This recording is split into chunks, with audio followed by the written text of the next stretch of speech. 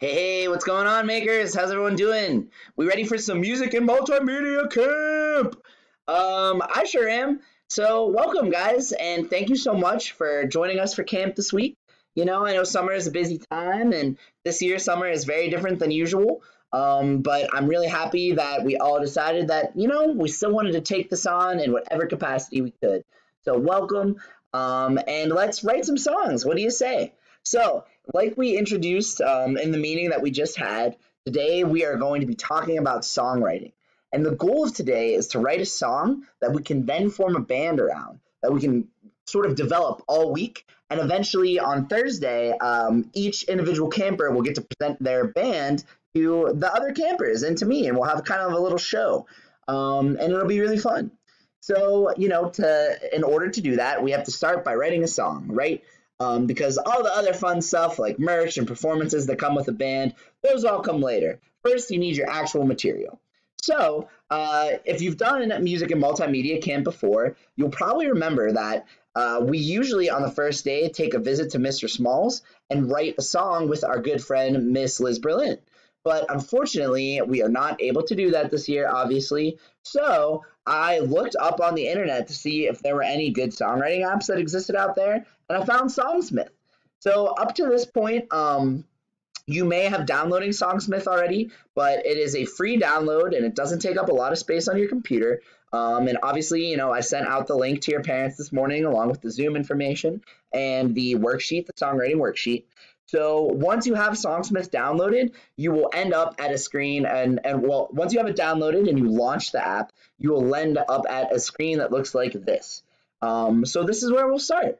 Okay, a couple things to say before we get into it too far.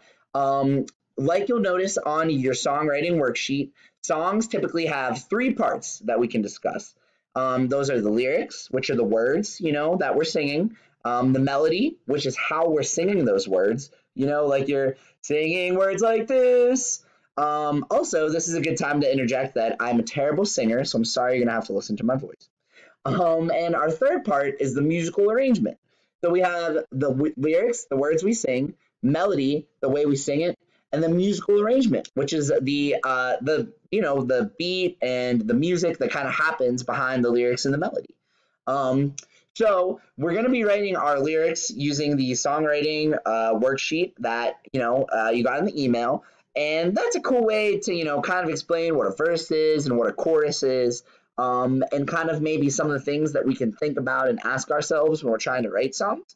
And so once you are done writing the lyrics for your song and coming up with your verse and chorus, or you could do this first if you'd like, but the next step is to sing that song into Songsmith and add some music behind it and turn it into a real full song. So now that we have all that information, let's get into it. All right, so we'll start with this screen. We're going to do a new song. We're going to hit next. All right, now we can start to hear we have Songsmith has over 30 options for the arrangements that they're going to put behind the song that you sing. So this is alternate pop. It's cool, it's a cool vibe, but you could also do 50s rock.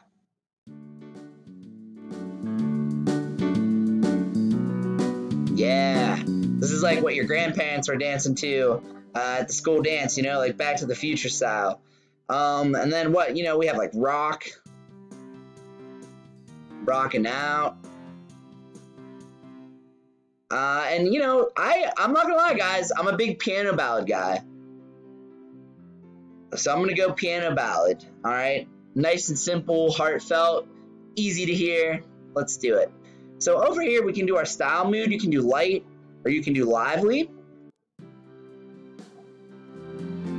And we'll get into this more later, but that's not a very specific music term. It's just kind of a subjective term or a way that Songsmith decided that they want to talk about the different sounds that you can create on the program. So I'll stick with that for now. Go to next. All right, now we're talking about tempo.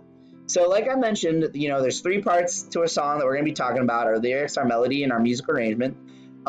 Beats per minute and tempo, that's part of our music arrangement. So the tempo is basically how fast the song is and how fast it's played, how fast it's sung. And the beats per minute is it's like a ratio that we use to talk about, you know, the speed, you know, so how many beats you could get in one entire minute. That's what this number represents. Oops, sorry, this number represents. So it's kind of hard to hear the difference, but we'll dial it back to like 60 beats per minute.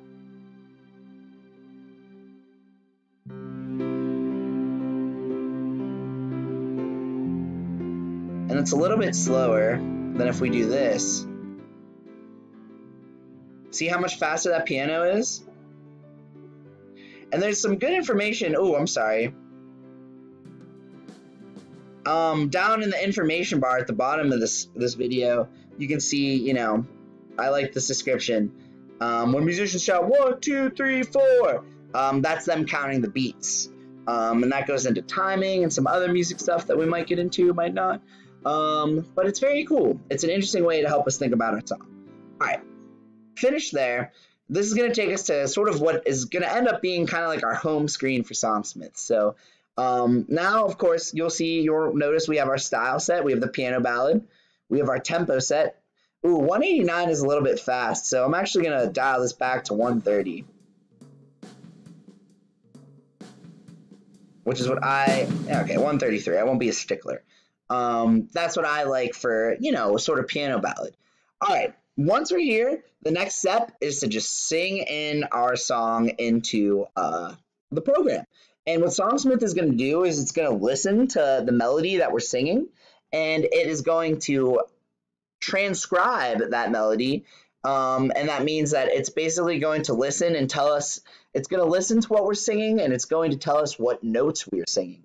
And based off of the notes we are singing, it is going to apply a musical arrangement behind that melody and those lyrics. And it's going to do it in the style of piano ballad that we chose, and it's going to do it at the tempo that we chose of 133. All right, so here I go, off the cuff, brand new original song we've never heard before. And we're going to hit this red circle, means record.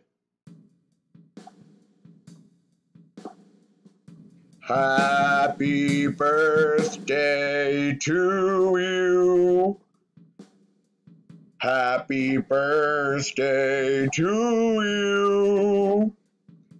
Wow, what a fantastic original song. All right, let's pause.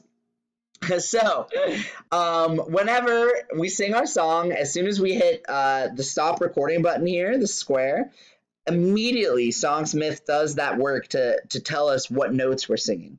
So I did a pretty bad job with the count-in bars, which again, that kind of goes back to that 1, 2, 3, 4 tempo counting we talked about. Or it's the same thing if we have any dancers here as doing like 5, 6, 7, 8.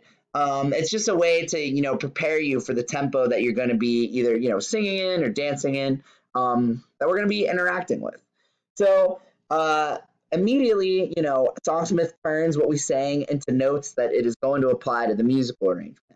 So, you know, the notes are represented by these letters and symbols. So whenever in music we talk about notes in the music alphabet, there's 7 letters that represent the 7 notes that make up, you know, the entirety of the musical alphabet.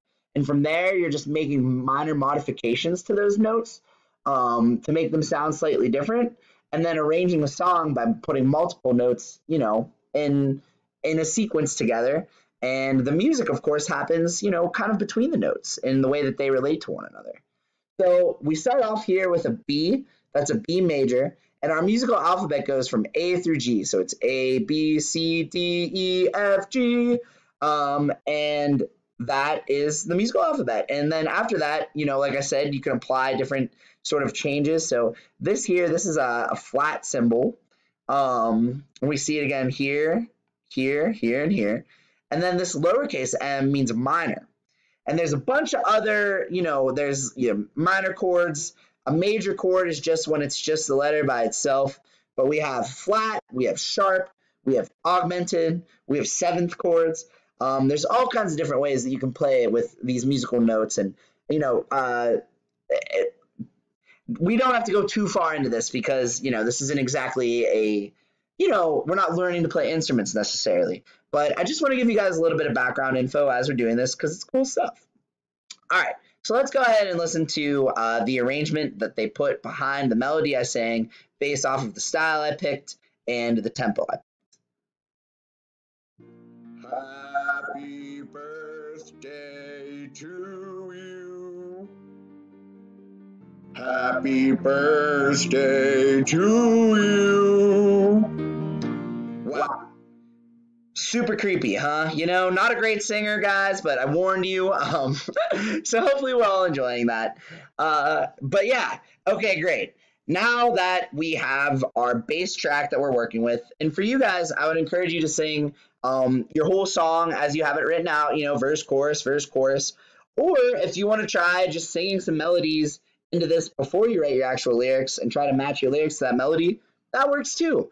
Whatever songwriting process you end up finding that you like the best, that's your songwriting process. But I'm just trying to give you guys a couple of different ideas here. All right. So now that we have our bass track recorded, we can start messing with it by playing with the stuff down here. So the chords per bar, honestly, I think we're going to ignore it for the most part. That's a sort of more kind of like very particular music thing that I don't think we'll really notice that much of a difference. But what you can do is you don't have to stick with the style that you chose the whole time. So let's see, we can just, I don't know, let's try reggae. I feel like Happy Birthday is kind of a reggae vibe to begin with. So let's see what the song sounds like over a reggae. Happy birthday to you. Very silly, right? And you'll notice that even though we changed the style of the musical arrangement behind our melody, the melody itself did not change. So that's just an important note. And the melody that we recorded will never change. What we're adjusting right now is all the musical arrangement behind it. So let's go back to our bass level piano ballad there. Now, whenever we get down to the happy and jazzy, these are basically just subjective terms that Songsmith came up to describe the songs or the sounds that they're hearing. And so, it's not like they're necessarily very specific music terms. Jazz is more so than happy. But when we talk about what makes a song happy, that means it usually has more major chords. So kind of like this F or like this D, where it's just the standalone capital letter. And when we talk about a song being sad, it often has a lot more of these minor chords in it. So that would be like this lowercase m. Oh, okay. Sorry, computer thing. All right. So let's play with the happiness. So if we turn it up all the way, let's see how different it sounds. Happy birthday to you. Okay, now let's see if we turn happy all the way down. And you'll notice that when we do that, because remember we were here to start, or about right here, whenever we change it, some of our letters change. So this becomes a minor. It's a little bit different. I think that E switched maybe not. No, okay. So it's just a little bit different. Happy birthday to you. And jazzy does the same thing. So okay, yep. So we turn up the jazz, and now we're starting to see AUG. That means like an augmented chord. DIM, that's a diminished chord. There's that 7 we talked about earlier. There's that, you can even have a flat minor. So again, lots of stuff that can happen to these music chords, music notes. So yeah, the jazzy is just a way to play with it and make it sound very different. So let's see what it sounds like really quick.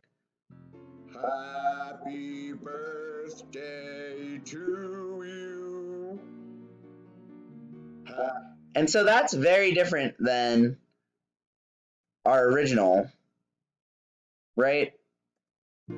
Happy birthday to you. And so what's really cool about that little exercise or sequence that we just went through there is that it teaches us that even if we keep a consistent melody the same, by changing the musical arrangement underneath it, it changes the entire feel and experience of the song. So just cool stuff. All right. That's pretty much the main things you can play with. You can turn down your voice if you're like me and you don't like the way your voice sounds that much. Happy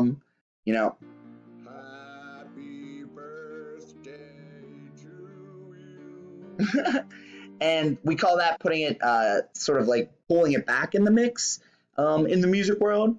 And speaking of the word mix, we're now going to go to the bottom right for our mixer. So this is sort of the last kind of bit that you guys can play with, but it's kind of the most fun in a lot of ways because now we're playing very specifically with our music arrangement. So to start, I'm going to change my style mood to lively because I'm more of a lively dude than a light, when it comes to my music style. So we can hear right away that this has drums in it now. And this list here just tells us all of the instruments that make up the arrangement. So we have the drums, the bass, piano, guitar, string ensemble. And over here, this is the volume at which they're coming through in the mix. So right now you can kind of hear everything. But if we wanted to hear just the drums, we could do that.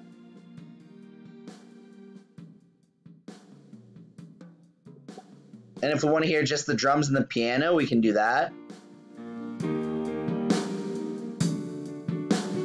And we can play with how loud they each are.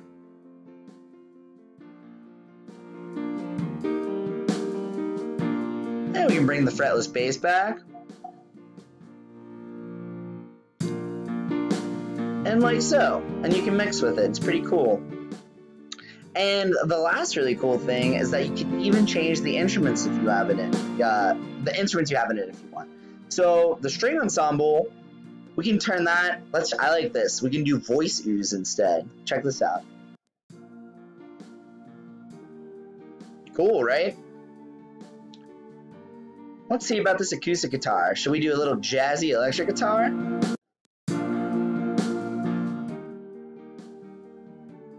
Pull those ooze back.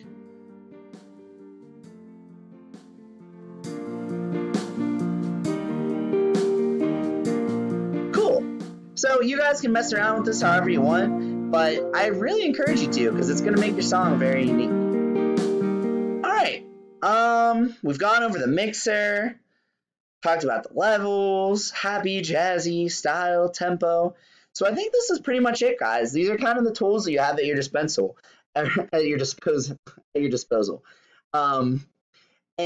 it's really interesting because this is a very kind of smaller, condensed version of what music producers do all the time. So it's a really cool skill set that you're getting introduced to here, and I think you guys will really like it because there's a lot of space to play around. So what I would ask from you guys today is to record a version of your song that you wrote the lyrics for and then sang into Songsmith. And then I want you to make an arrangement for it that you like based off of all those tools we use. And I can't wait to hear about how that goes. And if you really have a fun time, I encourage you to write as many songs as you want. So obviously just a couple notes up here. They have an undo button. If you ever want to go back a step, that'll help you there. But once we have something we like, we just save our song. Do Roman song 3. All right.